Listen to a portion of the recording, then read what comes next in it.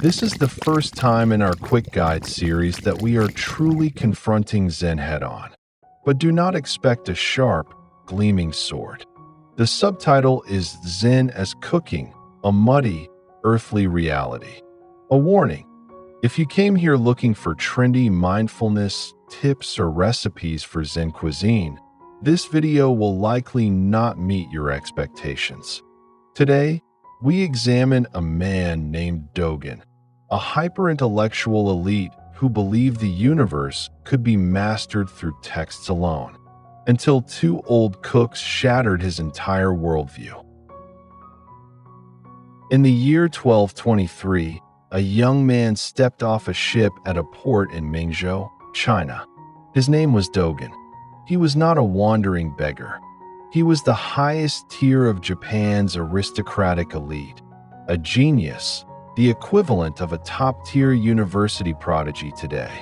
Unlike Kukai, who traveled to Tang, China as a penniless monk without even a university affiliation, Dogen carried immense self-confidence.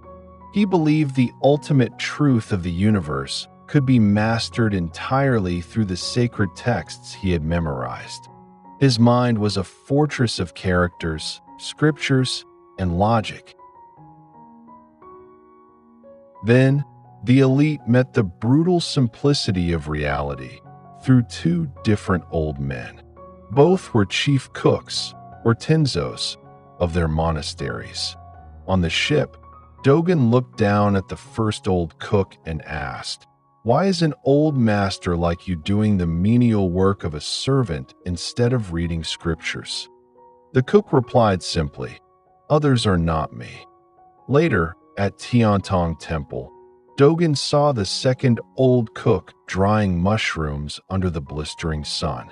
Dogen asked, "Why must you do this right now? Can't someone else do it later?" The old man replied, "What other time am I waiting for?" These old men didn't speak a single word of high philosophy.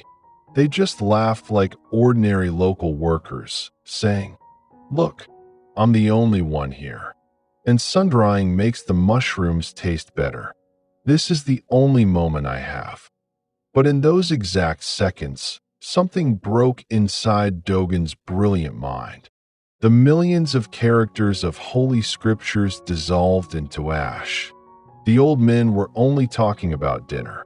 But Dogen, with his terrifying capacity for perception, translated this dirty, sweaty manual labor into the ultimate blueprint of the universe.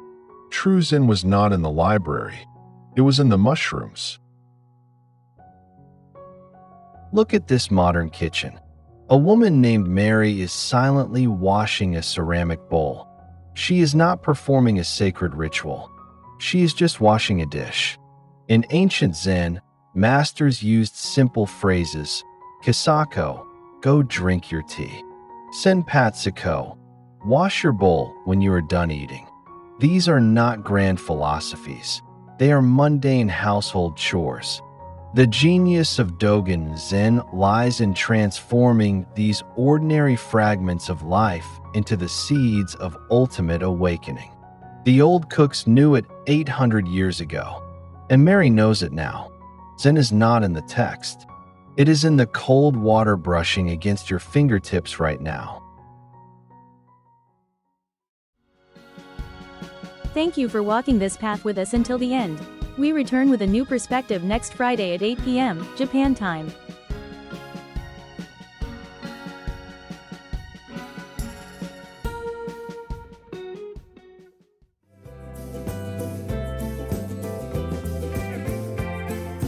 Thank you for watching until the end.